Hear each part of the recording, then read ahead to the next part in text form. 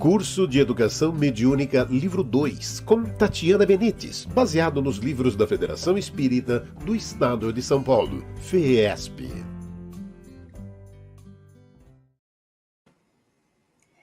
Olá, seja muito bem-vindo a mais uma aula do curso de Educação Mediúnica. Nós estamos no livro 2, terminando esse último livro, na 22ª aula, e hoje o tema da aula é Mandato Mediúnico. Narra André Luiz, no capítulo 16 de Nos Domínios da Mediunidade, que a médium Ambrosina, pelo tempo de atividade na causa do bem e pelos sacrifícios a que se consagrara, recebeu do plano superior um mandato de serviço mediúnico, merecendo por isso a responsabilidade da mais íntima associação com o instrutor que lhe preside as tarefas. Havendo crescido em influência, viu-se assoberbada por solicitações de múltiplos matizes, inspirando fé e esperança a quantos se lhe aproximam do sacerdócio da fraternidade e compreensão. É naturalmente assediada pelos mais desconcertantes apelos. Um mandato mediúnico é uma delegação de poder e de responsabilidade para a prática do bem, com maiores ou menores responsabilidades. É imprescindível que o médium não esqueça as obrigações perante a lei divina, a fim de consolidar os títulos de merecimento que lhe deram origem na outorga autorizada por Jesus. A outorga do mandato mediúnico pressupõe fatores de mérito, confiança e competência, adquiridos ao preço de perseverantes sacrifícios através dos séculos ou dos milênios sem conta, na causa do bem. É pelas experiências que os espíritos se redimem ou se elevam nos braços do próprio esforço. O exercício do mandato mediúnico, porém, não deixa o médium relegado à sua própria sorte, pois há sempre o auxílio que vem do mais alto quando exercido para o bem. Quando o médium se evidencia no serviço do bem, pela boa vontade, pelo estudo e pela compreensão das responsabilidades de que se encontra investido, recebe apoio mais imediato de amigo espiritual experiente e sábio que passa a guiar-lhe a peregrinação na terra, governando-lhe as forças. Um mandato mediúnico reclama ordem, segurança, eficiência. Uma delegação de autoridade humana envolve concessão de recursos da parte de quem a outorga. Não se pedirá a cooperação sistemática do médium sem oferecer-lhe as necessárias garantias. Diz André Luiz que a liberdade de ação é sempre respeitada, que o médium, no curso de sua experiência, pode cancelar o contrato de serviço, não obstante reconhecer-lhe a excelência e a magnitude. Afirma ainda que os orientadores da espiritualidade procuram companheiros não escravos. O médium digno da missão do auxílio não é um animal subjugado à canga, mas sim um irmão da humanidade e um aspirante à sabedoria. Deve trabalhar e estudar por amor. Cada consciência marcha por si, apesar de serem numerosos os mestres do caminho. Continua André Luiz, cada qual vive no quadro das próprias conquistas ou dos próprios débitos. Assim, considerando, vemos no planeta milhões de criaturas sob as teias da mediunidade torturante, milhares detendo possibilidades psíquicas apreciáveis, muitas tentando o desenvolvimento dos recursos dessa natureza, e raras obtendo um mandato mediúnico para o trabalho da fraternidade e da luz. Diz, por fim, que a mediunidade sublimada é serviço que devemos edificar, ainda que essa gloriosa aquisição nos custe muitos séculos. Ensina Martins Peralva que é necessária a bondade para atender com o mesmo carinho e a mesma boa vontade todos os tipos de necessitados, sem nenhuma expressão de particularismo.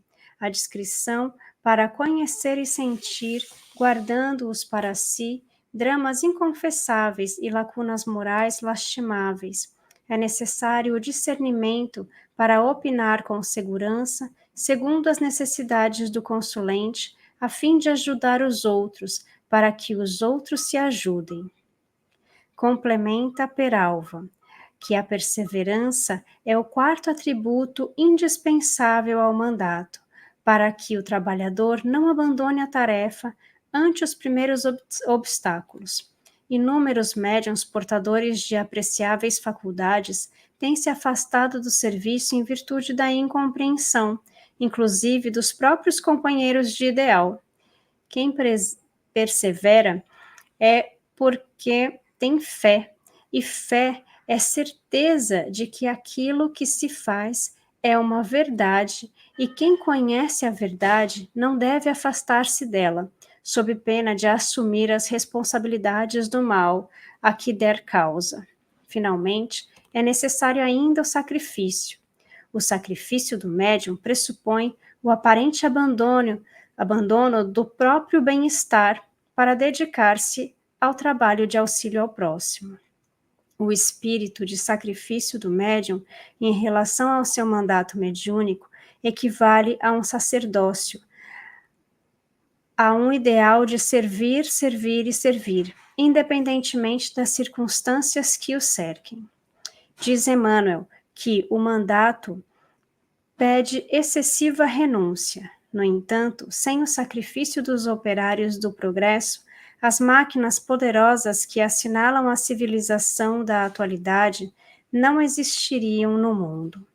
No exercício de seu mandato mediúnico, compete ao médium recordar o ensinamento de Jesus. Muito se pedirá àquele que muito recebeu.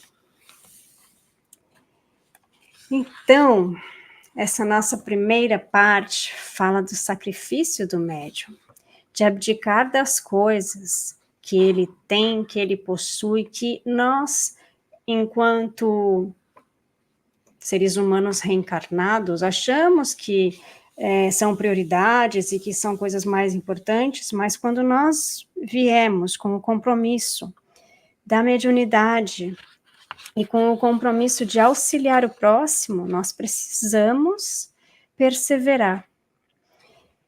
Porque, como ele diz aqui, Martins Peralva, né, que muita gente, ao primeiro obstáculo que encontra, já desiste.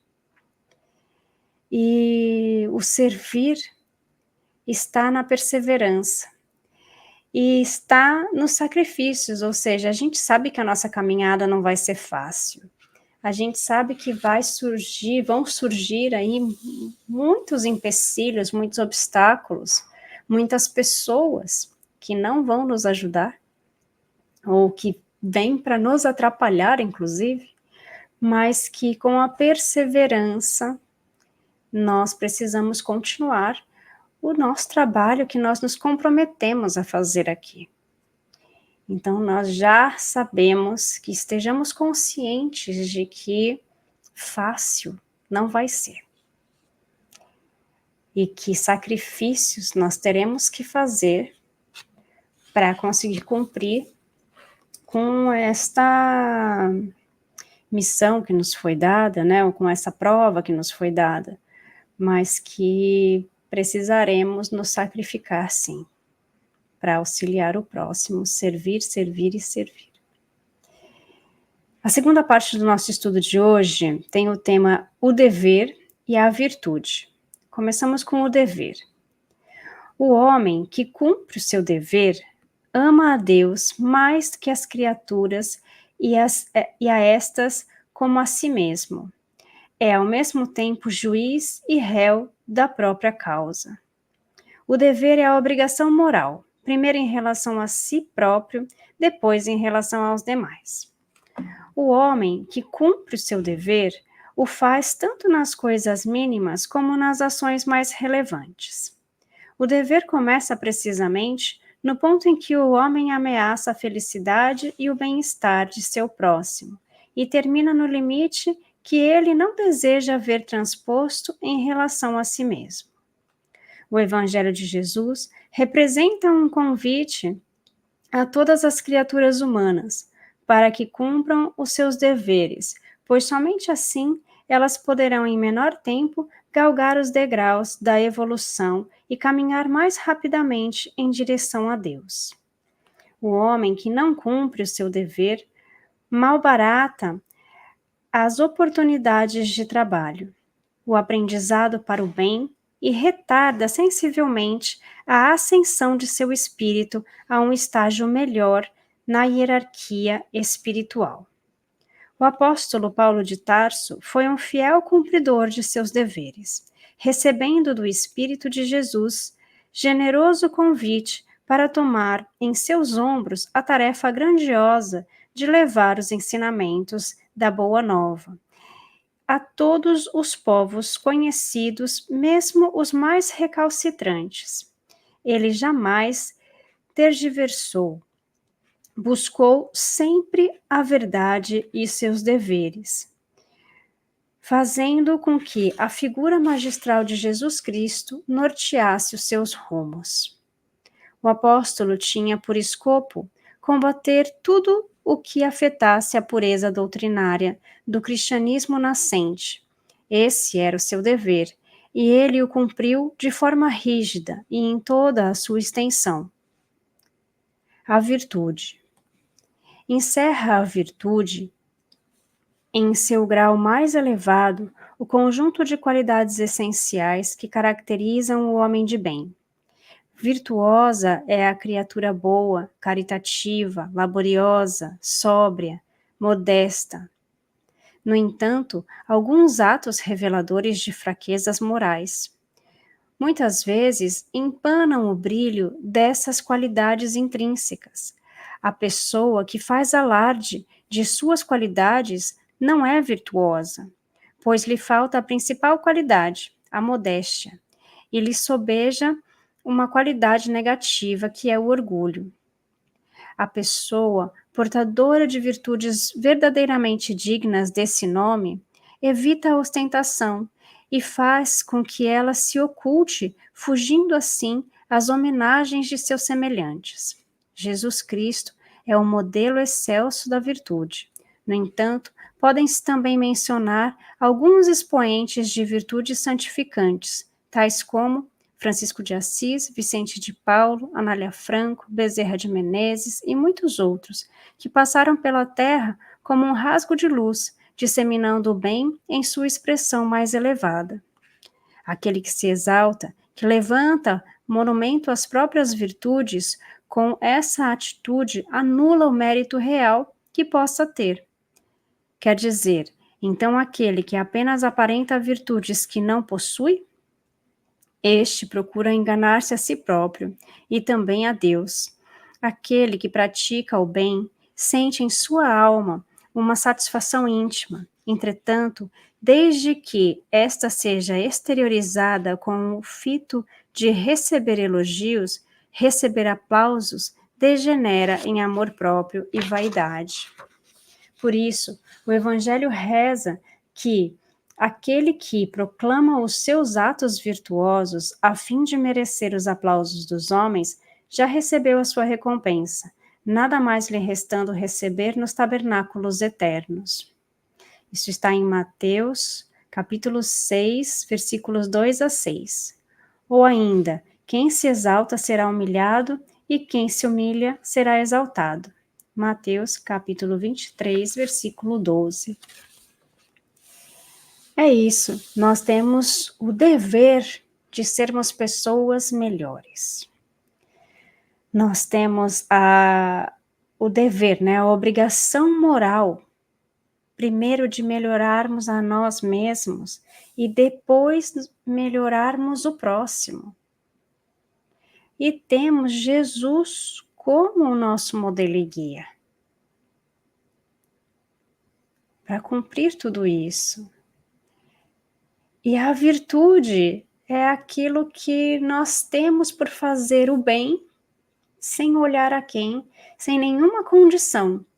Quando nós colocamos alguma condição, ou seja, de receber alguma coisa em troca, um aplauso, um sorriso, um obrigado, a gente já não tem toda a virtude que nós deveríamos ter.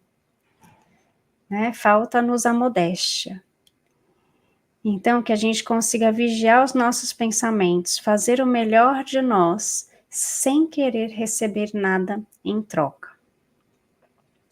Espero que essas reflexões tenham servido para você e que a gente possa se encontrar na próxima semana. Fiquem com Deus e até mais. Curso de Educação Mediúnica Livro 2, com Tatiana Benites, baseado nos livros da Federação Espírita do Estado de São Paulo, FEESP.